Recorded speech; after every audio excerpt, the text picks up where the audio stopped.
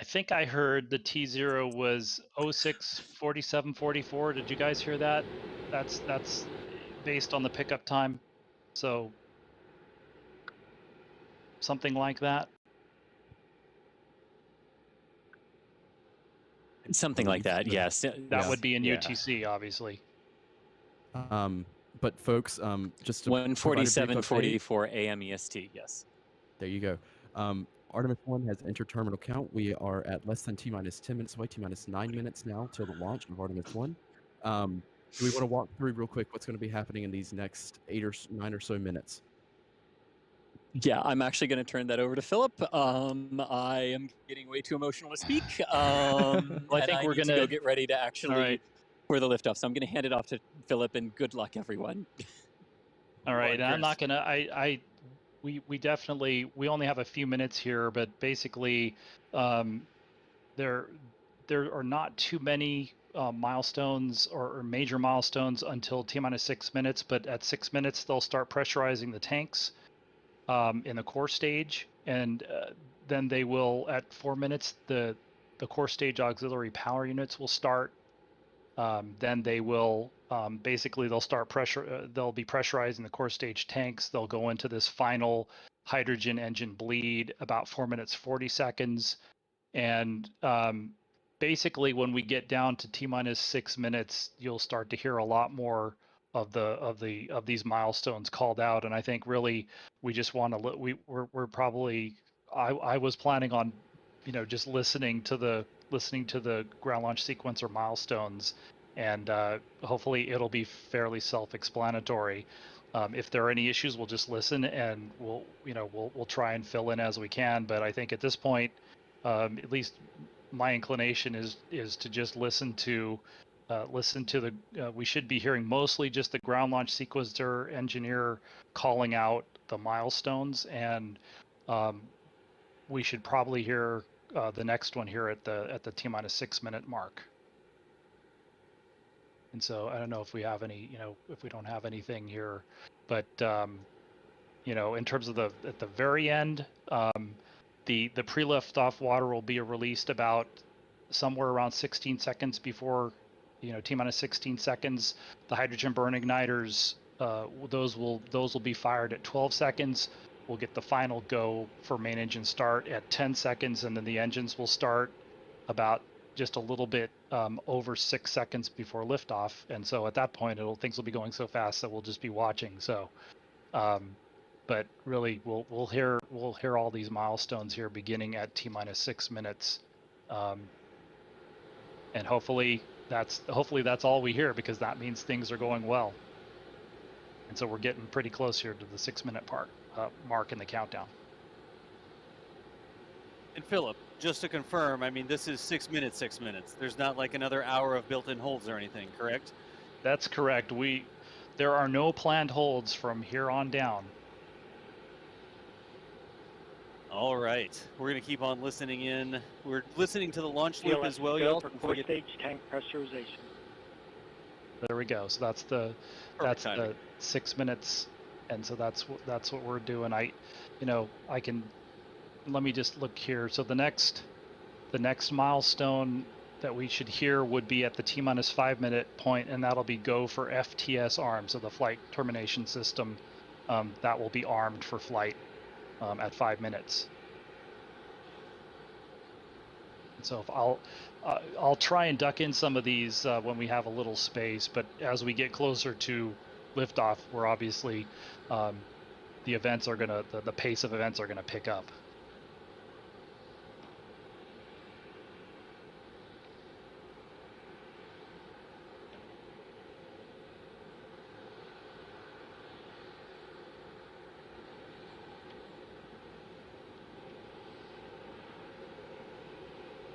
DLS is go for FTS arm.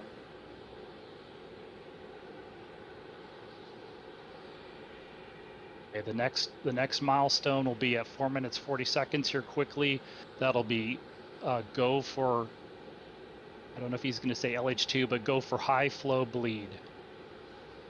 DLS is go for LH2 high flow bleed check. All right, there we go. And the next milestone will be at 4 minutes, which will be go for APU start on the core stage. And so as long as that's all we're hearing, things are going well.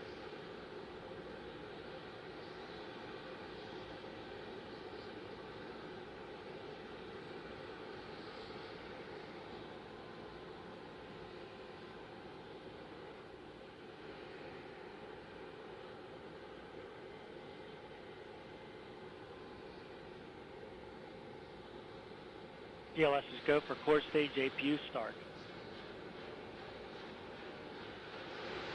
And you can hear the APUs.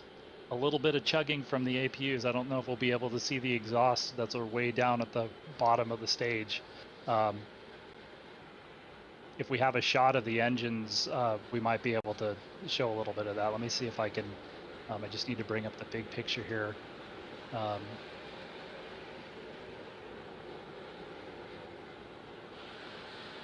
You see those jets coming out from in between the engines.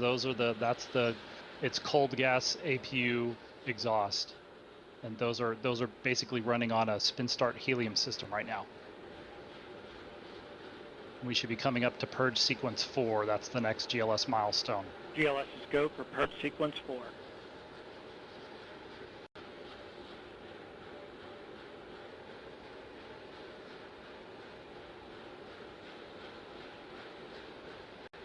And so the next milestone will be at 2 minutes 30 seconds. They will start to do the final thrust vector control gimbal check of the core stage engines, and you might even be able to hear the APU exhaust kind of spool up and spool down as the engines are moved around here. So we should see that on this camera relatively easily. And there they go. You could.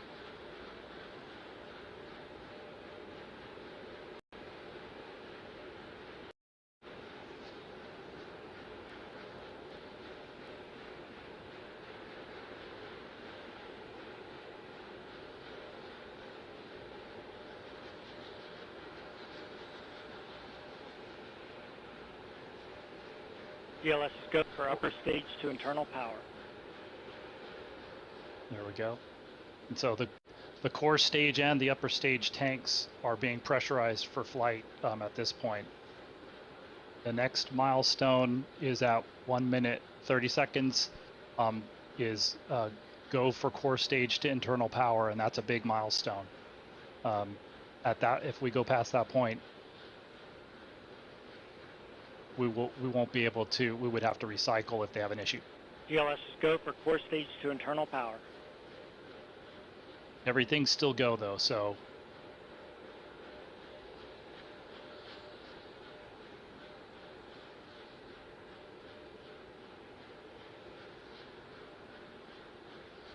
I'm not sure if we're going to hear just a call out at 1 minute or not. We may just hear the GLS. If in that case, well, let's wait here. 1 minute. There we go. And so the next milestone is the final handoff. It's go for ALS, which stands for Autonomous Launch Sequence, and that's when the ground launch sequencer will hand off to the SLS flight computers. That'll be at 33 seconds. And once that happens, I will stop talking. GLS is go for ALS.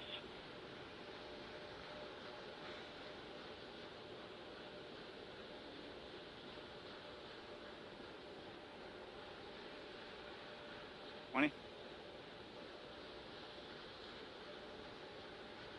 15. 10. GLS is go for core stage engine start.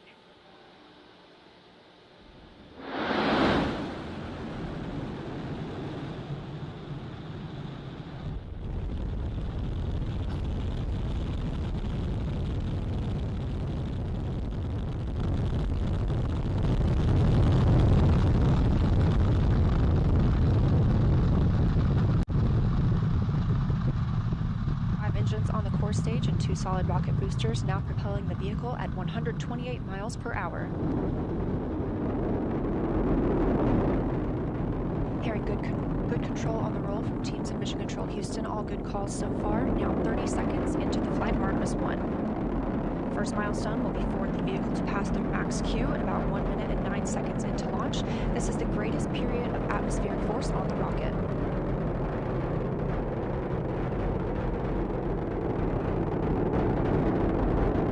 SLS now traveling 607 miles per hour.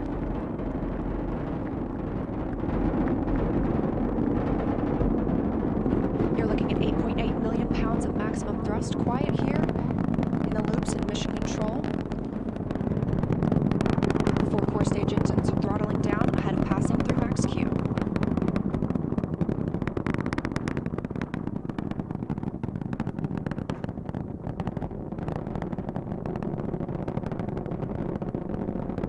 Now 1 minute, 21 seconds into the flight, traveling at 1,420 miles per hour. The 4 core stage engines are back at maximum thrust.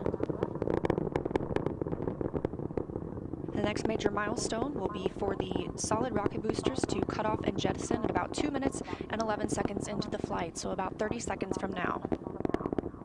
Again, quiet here in Mission Control Houston as teams continue monitoring the flight of Artemis 1. We're now 16 miles downrange from the launch pad at Kennedy Space Center, traveling over 2,800 miles per hour.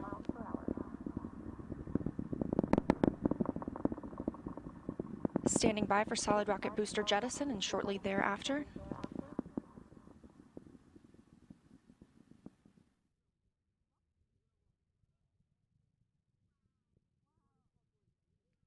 Confirmation that the solid rocket boosters have separated these 177-foot boosters.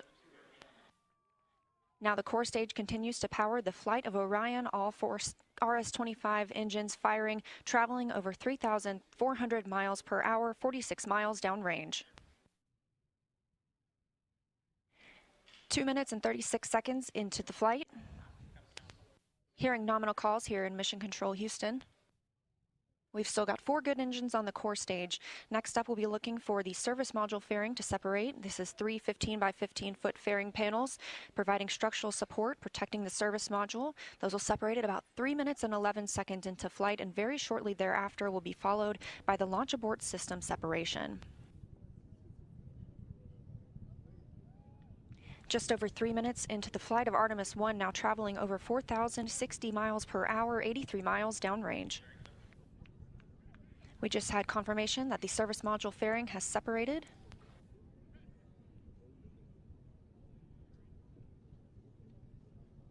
And that the launch abort system pyros have fired, separating those from Orion as well. For future crew members,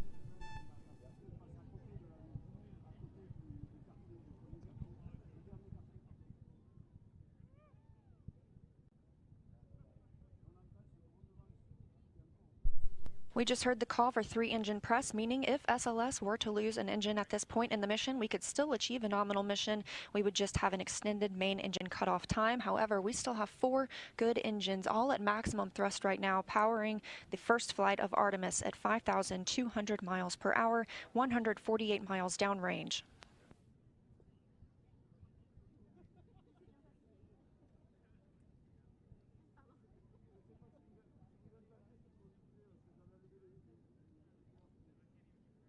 We're 4 minutes and 16 seconds into the flight of Artemis 1. So far, we've had a clean ascent. We saw those solid rocket boosters jettison about 2 minutes and 11 seconds after liftoff. Shortly after, we had the service module panels fairings separate, as well as the launch abort system. The launch abort system was inert for this flight, except to perform this separation. Those 4 core stage engines will continue to fire and power the flight of Artemis 1, now traveling over 6,800 miles per hour, 229 miles downrange. Booster flight controller reports that the engines are looking good.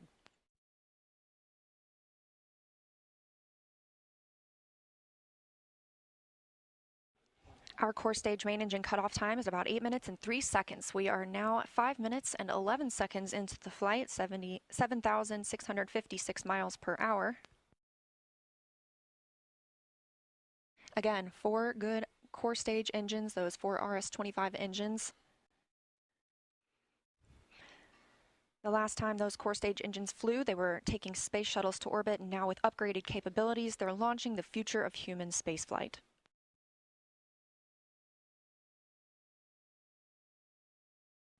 Five minutes and 42 seconds into the mission, we are now traveling 8,800 miles per hour, 345 miles downrange from the launch pad at Kennedy Space Center.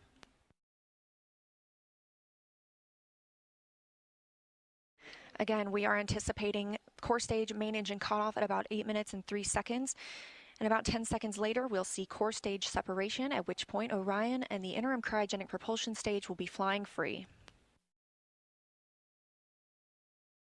Now traveling over 10,000 miles per hour, 6 minutes and 15 seconds into the flight of Artemis 1, 427 miles downrange.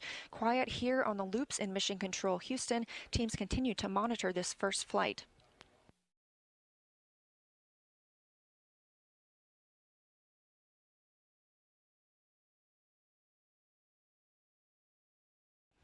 About a minute and a half now until that core stage main engine cutoff time. Our 4 core stage engines continue to fire at maximum thrust.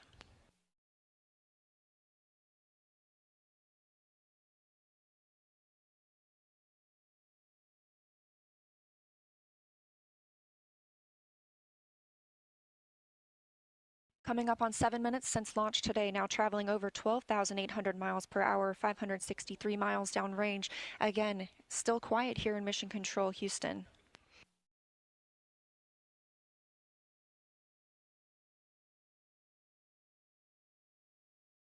As we prepare for main engine cutoff, the 4 RS-25 engines are beginning to throttle down.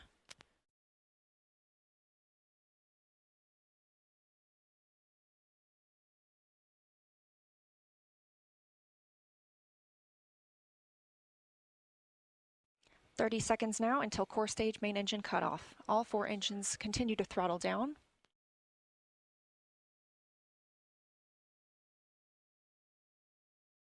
Now 7 minutes 45 seconds into the flight, traveling over 16,000 miles per hour. Continuing to hear good calls here in Mission Control Houston. We're standing by for core stage main engine cutoff.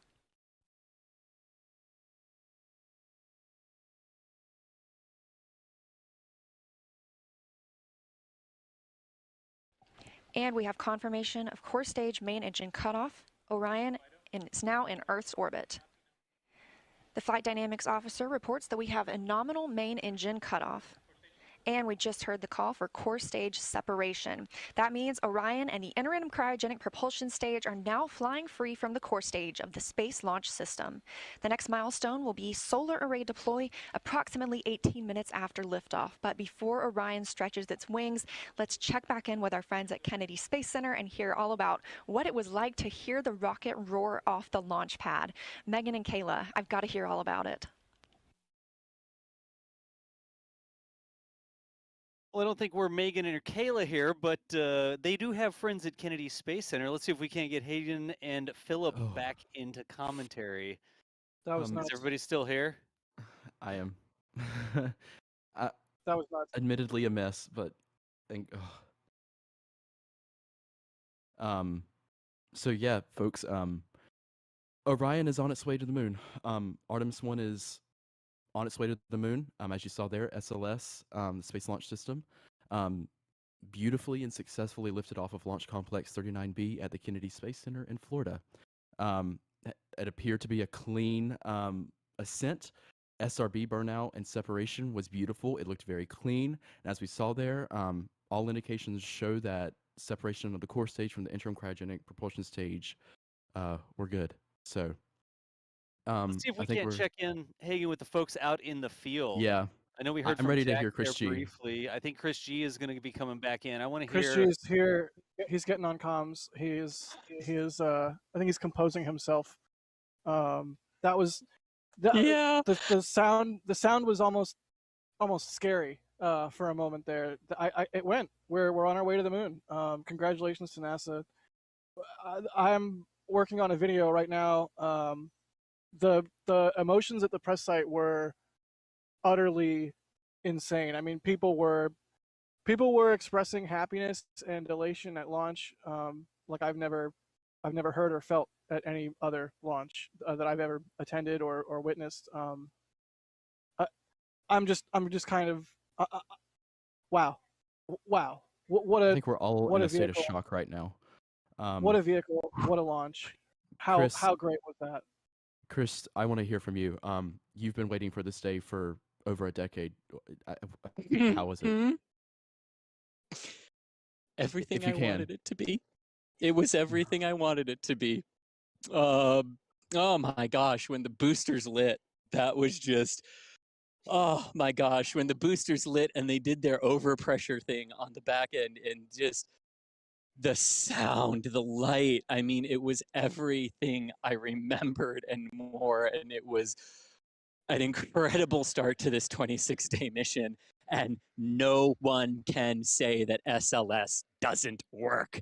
SLS works, and SLS is the most powerful rocket we have that has ever flown, and yes, yes, Orange Rocket, good, yes, oh my gosh. That's my initial reaction.